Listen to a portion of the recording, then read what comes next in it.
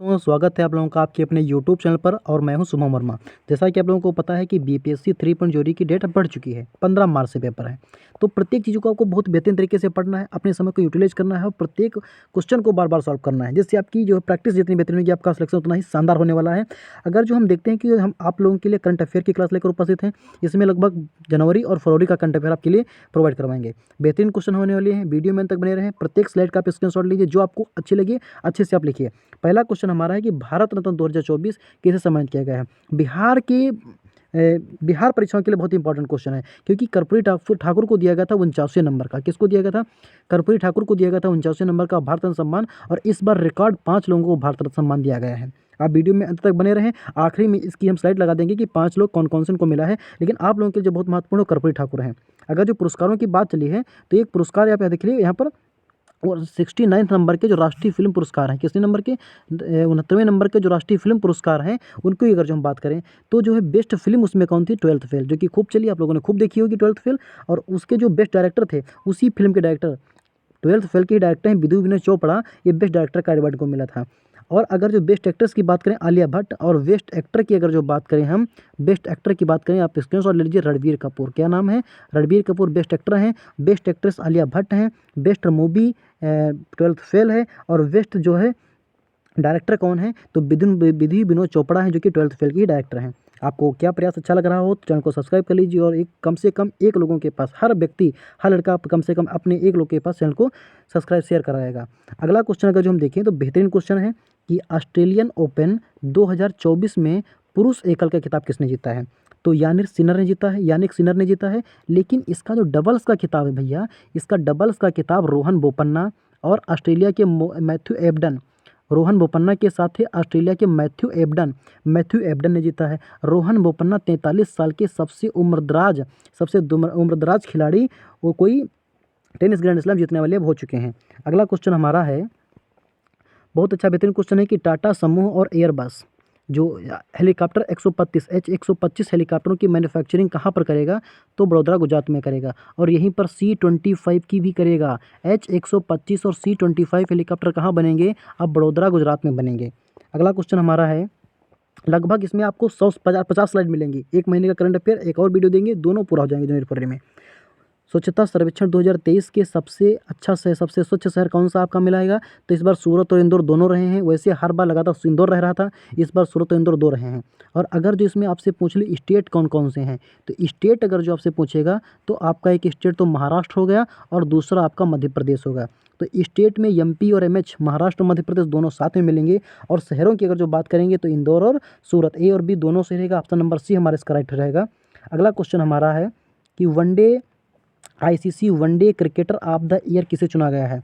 ICC one day cricketer of the year चुना गया हमारे विराट कोहली को। इनको गोल्डन बैट अवार्ड भी दिया गया। कौन सा? गोल्डन बैट अवार्ड जो कि ICC क्रिकेट टूर्नामेंट के लिए दिया गया था, उन्हीं को मिला गया, क्योंकि विश्व कप में सर्वाधिक रन इन्होंने बनाए थे। और गोल्डन बॉल अवार्ड की अगर जो बात करेंगे हम तो मोहम्मद शमी को मिला था, इन्होंने सर्वाधिक विकेट लिए थे। सिर्फ भारत को वर्ल्ड कप नहीं मिला, बाकी गोल्डन बैट गोल्डन बॉल सब मिला था।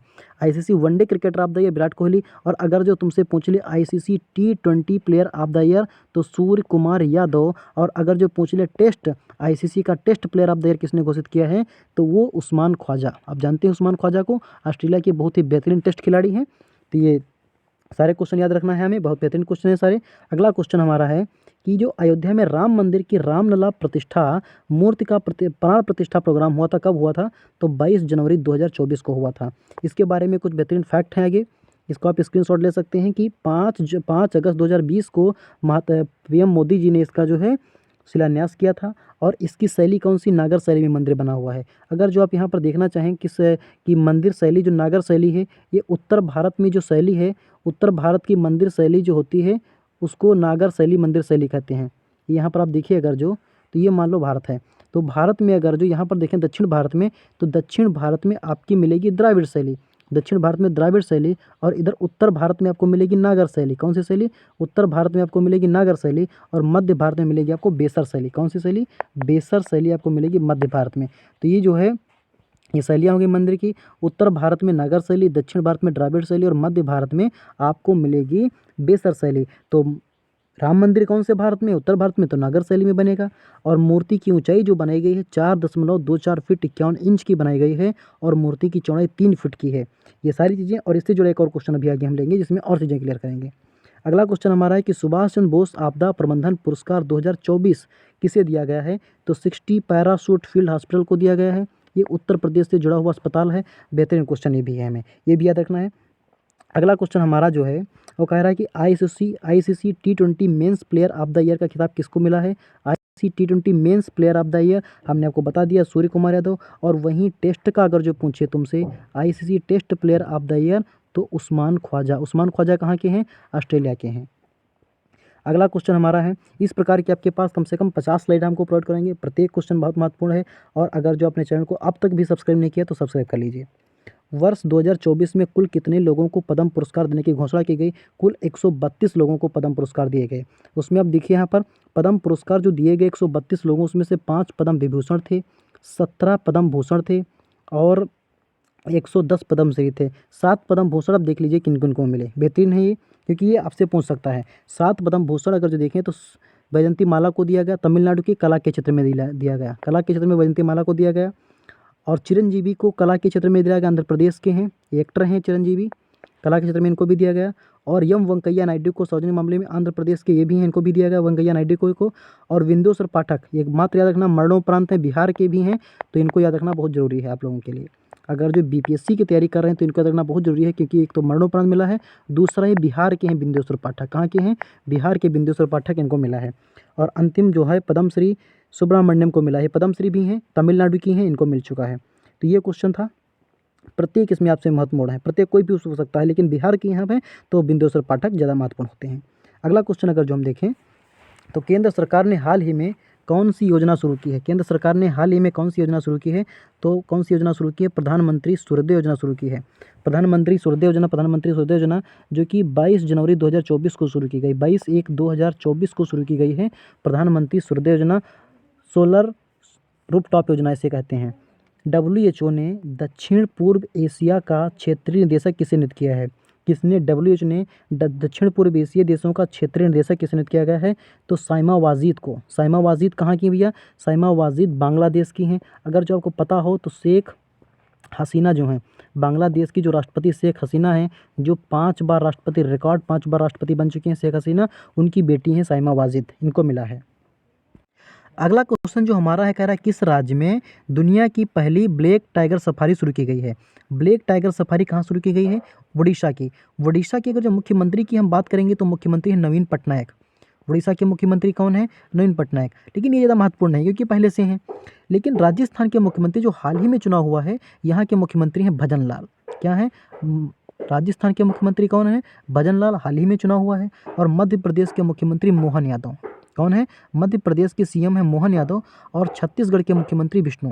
तो ये महत्वपूर्ण है। छत्तीसगढ़ के मुख्यमंत्री विष्णु, मध्य प्रदेश के मोहन यादव, राजस्थान के भजन लाल यादव और उड़ीसा के जो है नवीन पटनायक मुख्यमंत्री बने हैं। मतलब ये पहले से नवीन पटनायक तो ज़्यादा महत्वपूर्ण नहीं है। अगला क्वेश्चन अगर जो हम देखें, सऊदी अरब ने जॉय ऑफ अवार्ड जो 2024 से किसे सम्मानित किया है? तो आलिया भट्ट को। और आलिया भट्ट ये अवार्ड पाने वाली प्रथम भारतीय महिला बनी है। फर्स्ट इंडियन वोमेन बनी है आलिया भट्ट। जॉय अवार्ड 2024 से सम्मानित की गई हैं। सऊदी अरब ये सम्मान देता है। कौन सा देश देता है? सऊदी अरब देता है।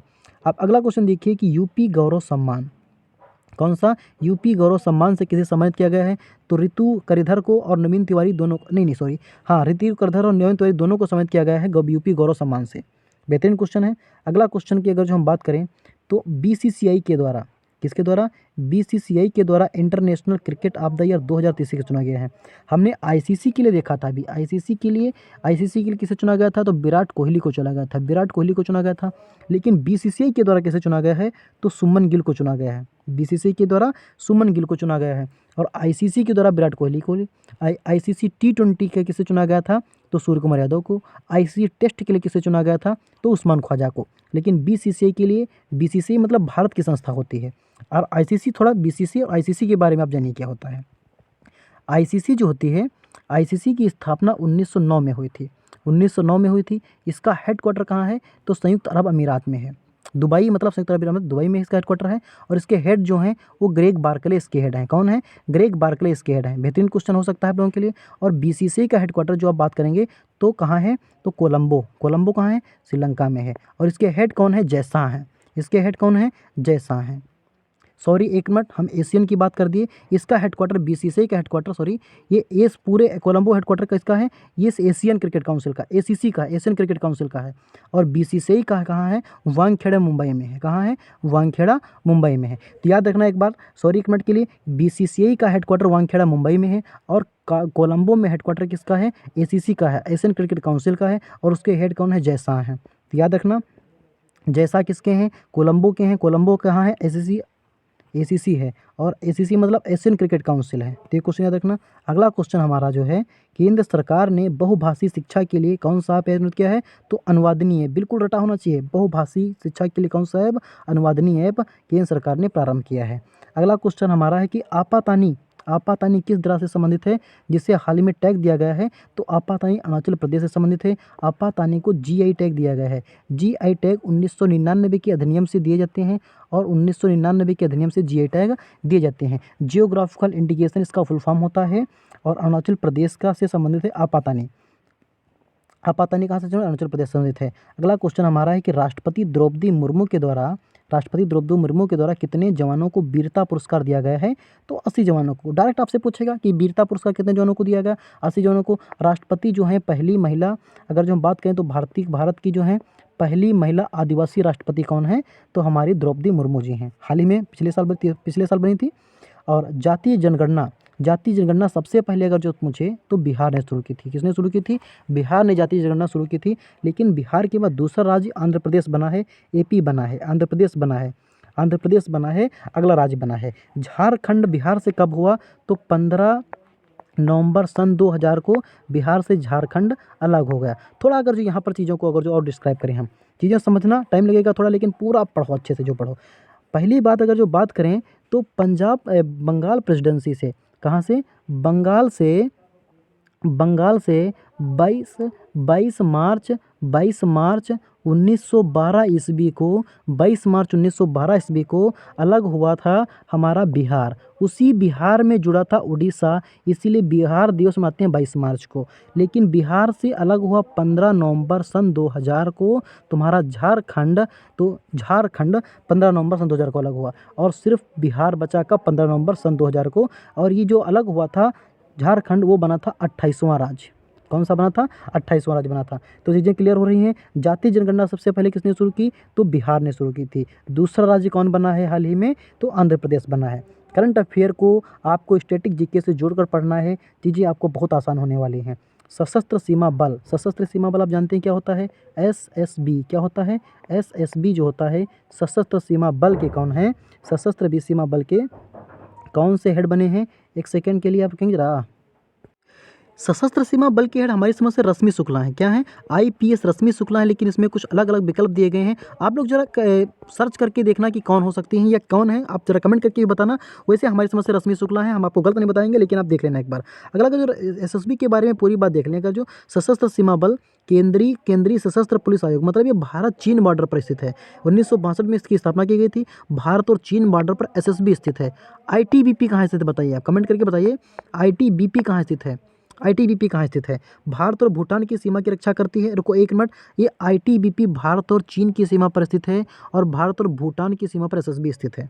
अगला क्वेश्चन की अगर जो हम बात करेंगे तो कैलिफोर्निया के दो सरकारी स्कूलों में कौन सी भाषा पढ़ाई जाएगी अब? तो हिंदी भाषा पढ़ाई जाएगी। कैलिफोर्निया आप जानते हैं कहाँ है? यूएसए में है। कैलिफोर्निया आप जानते हैं कहाँ है? यूएसए का एक प्रांत है, वहाँ पर हिंदी भाषा पढ़ाई जाएगी। एक अच्छा क्वेश्चन हो सकता है, आपको कहाँ से लगेगा कि कौन पढ़ाएगा वहाँ पर। एक्सपोसैट किस अंतरिक्ष एजेंसी के द्वारा लॉन्च किया गया है? एक्सपोसैट को इसरो ने लॉन्च किया है। PSLV C57 के द्वारा एक्सपोसैट को लॉन्च किया गया है। अगला क्वेश्चन हमारा अगर जो देखें तो बेहतरीन क्वेश्चन है कि डेजर्ट फेस्टिवल कहाँ मनाया गया है? तो राजस्थान में मनाया गया है। अगर जो इसी को कहते हैं मरु महोत्सव, क्या कहते हैं? मरु महोत्सव कहाँ मनाया गया है? तो राजस्थान में मनाया गया है। और अगर जो पूछ ले आपसे ऊँट महोत्सव, राजस्थान के भी कहाँ मनाया गया है? जैसलमेर में। राजस्थान के जैसलमेर में मरु महोत्सव। और अगर जो आपसे कहीं पूछ ले कि ऊँट महोत्सव, तो राजस्थान के ही बीकानेर में मनाया जाता है ऊँट महोत्सव। राजस्थान के ही बीकानेर में ऊँट महोत्सव मनाया जाता है। और डेजर्ट फेस्टिवल वही मरु महोत्सव, एक ही बात है राजस्थान में। राजस्थान के मुख्यमंत्री हाल ही में बने हैं भजन लाल। कौन बने हैं? भजन लाल। इसके पहले कौन थे? तो कांग्रेस से अशोक गहलोत। कौन थे? अशोक गहलोत थे। अच्छे नेता थे अशोक गहलोत भी। और अच्छे नेता तो अब भजन लाल जब काम करेंगे तो भी पता चलेगा अच्छे की बुरे हैं, लेकिन अशोक गहलोत एक बड़े नेता थे, मतलब एक उम्रदराज भी नेता थे। तो हमारा डेजर्ट फेस्टिवल फिर से रिपीट होगा। अगला क्वेश्चन हम देख लेते हैं कौन सा क्वेश्चन हमारा है। तो जैसलमेर में डेजर्ट फेस्टिवल मनाया जाता है। पूरी क्वेश्चन आप यहाँ से स्क्रीनशॉट भी ले सकते हैं, हम आपको छोड़ देते हैं। और बैक टू द डेजर्ट इसकी थीम रखी गई है। बेहतरीन question, back to the desert मतलब मरुस्थल की तरफ बढ़े हैं अपने। और महोत्सव में लक्ष्मीनाथ मंदिर, ये कोई महत्वपूर्ण नहीं है। अगला क्वेश्चन अगर जो हम देखें तो ये राजस्थान के बारे में। राजस्थान की राजधानी क्या है? जयपुर है। कलराज मिश्रा यहाँ के राज्यपाल हैं। गवर्नर कौन है? कलराज मिश्रा हैं। और मुख्यमंत्री भजन लाल शर्मा हैं, बीजेपी के बने हैं, हाल ही में अभी भी चुनाव हुए हैं। और रणथंभौर सरिस्का मरुधन राष्ट्रीय उद्यान है। और यहाँ पर टाइगर रिजर्व भी है। टाइगर रिजर्व भी है। रणथंभौर में टाइगर रिजर्व भी है, सरिस्का में भी टाइगर रिजर्व है। राजस्थान में कुल मिलाकर 3 टाइगर रिजर्व स्थित हैं।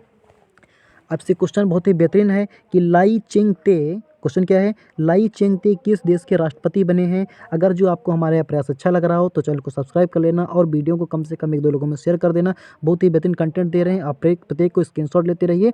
और ये कम से कम 50 स्लाइड आपके लिए 2-3 नंबर लेकर आएंगी। बहुत बेहतरीन क्वेश्चन एक छांट के निकाला गया दोनों महीनों से, मतलब मंथ जनवरी और फरवरी मंथ से निकालकर बहुत ही बेहतरीन क्वेश्चन लाए गए आपके सामने। लाई चिंगते जो हैं वो ताइवान के बने हैं। न्यूजीलैंड के कौन है? तो क्रिस्टोफर लक्सन। कौन है?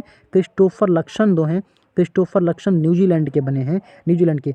पोलैंड के कौन? डोनाल्ड टस्क बने हैं, डोनाल्ड टस्क न्यूजीलैंड। और फ्रांस के इमैनुअल मैक्रोन, आपको पता होनी चाहिए, आपके दिमाग दिल सब जगह इमैनुअल मैक्रोन होना चाहिए, क्योंकि इमैनुअल मैक्रोन जो हैं, सुनो भैया, इमैनुअल मैक्रोन जो फ्रांस के राष्ट्रपति थे, थोड़ा हमारे पास जगह की कमी रह जाती तो हमें मिटाना पड़ता चीज़ों को, वरना आपको बहुत बेहतरीन तरीके से हम डिस्क्राइब कर सकते चीज़ों को। फ्रांस में जो इमैनुअल मैक्रोन बने हैं, ये 26 तारीख को जो हमारे यहाँ गणतंत्र दिवस मनाया गया, उस दिन हमारे यहाँ इनको बुलाया गया था। किसमें? मेहमान के रूप में इनको, मुख्य अतिथि के रूप में इनको बुलाया गया था, फ्रांस के इमैनुअल मैक्रोन को। तो बेहतरीन क्वेश्चन है, प्रत्येक क्वेश्चन को आप ऐसे ही पढ़ते रहिए। विश्व प्रसिद्ध धनु यात्रा, आप धनु यात्रा उड़ीसा के लिए, धनु यात्रा उड़ीसा में आप जा सकते हैं। बेहतरीन क्वेश्चन हो सकता है, आप पूछ सकते हैं क्वेश्चन। तो धनु यात्रा उड़ीसा के मुख्यमंत्री की बात करेंगे तो नवीन पटनायक। कौन से हैं? नवीन पटनायक बहुत ही सज्जन नेता हैं, बहुत ही बेहतरीन नेता हैं। लगातार आपको 20 या 23 साल से लगातार मुख्यमंत्री, सन 2000 से मुख्यमंत्री नवीन पटनायक जी भी हैं। अगला क्वेश्चन हमारा है कि लुई नाइंग नी महोत्सव नागालैंड का, ये क्वेश्चन आप याद रखिए, बेहतरीन क्वेश्चन है। लुई नाइंग नी महोत्सव नागालैंड में है। केचरी महोत्सव उत्तर प्रदेश का है। कुछ महोत्सव की यहाँ पर कुछ महोत्सव दिए गए हैं, आप इनका स्क्रीनशॉट भी ले सकते हैं और आप एक बार पढ़ भी सकते हैं। कुछ महोत्सव जो दिए गए हैं आप इनका स्क्रीनशॉट ले सकते हैं, आप इनको याद कर लीजिए, बेहतरीन क्वेश्चन है। उगादी महोत्सव आंध्र प्रदेश का है। लोहड़ी पंजाब का आप जानते हैं। और केचरी महोत्सव कहाँ का है? केचरी महोत्सव यूपी का है। तो अगला क्वेश्चन अगर जो हम देखें अपना, तो अगला क्वेश्चन है कि ग्लोबल फायर पावर इंडेक्स में भारत की कौन सी रैंक है? तो भारत की 4थी रैंक है। ये ग्लोबल फायर पावर इंडेक्स जो आती है, काहे के लिए आती है? क्यों ग्लोबल फायर पावर इंडेक्स आती है? ये शक्ति दिखाती है कि किस देश के पास कितनी शक्ति है, शक्ति प्रदर्शन को दिखाती है, किस देश के पास कितनी शक्ति, कितनी सैन्य शक्ति, कितनी बेहतरीन सैन्य शक्ति है, उसको रिप्रेजेंट करती है। तो नंबर 1 पर किसके पास है? यूएसए के पास है। नंबर 2 किसके पास है? रसिया के पास है। नंबर 3 चाइना के पास है। और नंबर 4 पर हमारा प्यारा हिंदुस्तान, भारत आता है ग्लोबल फायर पावर इंडेक्स में। अगर जो हम देखेंगे तो हमारे पास अगर देखें कि मीडिया की हमारी किस नंबर पर है, तो 161वीं रैंक हमारी है। 161वीं रैंक पर हमारी मीडिया आती है। मीडिया 161वीं पर आती है। और हंगर इंडेक्स में हमारी 111वीं रैंक है। 111वीं रैंक हमारी हंगर इंडेक्स में है। तो याद रखेंगे कि ग्लोबल हंगर इंडेक्स में हमारी 11वीं रैंक है। ये देखिए कितना बेहतरीन आपके लिए हमने लिखा है कि 5 सबसे ताकतवर देश दुनिया के कौन से हैं? अमेरिका, रूस, चाइना, भारत और दक्षिण कोरिया। साउथ कोरिया की राजधानी कौन सी है? सियोल। यहाँ पर सियोल शांति पुरस्कार दिया जाता है, सियोल शांति पुरस्कार भी यहाँ पे देता है। दक्षिण कोरिया की राजधानी, साउथ कोरिया की राजधानी दक्षिण कोरिया की राजधानी है। तो 5 ताकतवर देश आपको याद होने चाहिए, अमेरिका, रूस, चीन, भारत और दक्षिण कोरिया है। अगला क्वेश्चन हमारा है कि बारामूला स्टेडियम जो आपको पता है कहाँ पर था? बारामूला स्टेडियम जम्मू कश्मीर में था। इसका नाम बदल कर क्या कर दिया गया है? बारामूला स्टेडियम, जिसका नाम बदल कर दिया गया है बिपिन रावत स्टेडियम। आपको पता होना चाहिए कि बिपिन रावत हमारे भारत के पहले सीडीएस थे। एक प्लेन हादसे में इनकी मौत हो गई थी। वर्तमान में सीडीएस कौन है? अनिल चौहान भारत में सेकंड सीडीएस बने हैं। कौन से नंबर के? सेकंड सीडीएस बने अनिल चौहान। और बिपिन रावत बारामूला स्टेडियम जम्मू कश्मीर का नाम बदल कर दिया गया है बिपिन रावत स्टेडियम। अगला क्वेश्चन हमारा है कि शांति के लिए एशिया बौद्ध सम्मेलन में 12वीं महासभा का आयोजन किया गया है। शांति के लिए एशियन बौद्ध सम्मेलन का आयोजन किया गया है तो नई दिल्ली में किया गया, नई दिल्ली में किया गया शांति के लिए जो एशियन बौद्ध सम्मेलन का आयोजन किया गया है।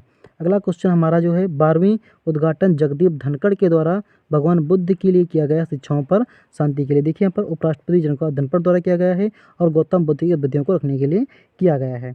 अगला क्वेश्चन, ये हमारी आज की बहुत ही बेहतरीन 40 क्वेश्चन, हमने 40 से 42 स्लाइड लिए हैं जो कि आपके लिए बहुत ही महत्वपूर्ण है।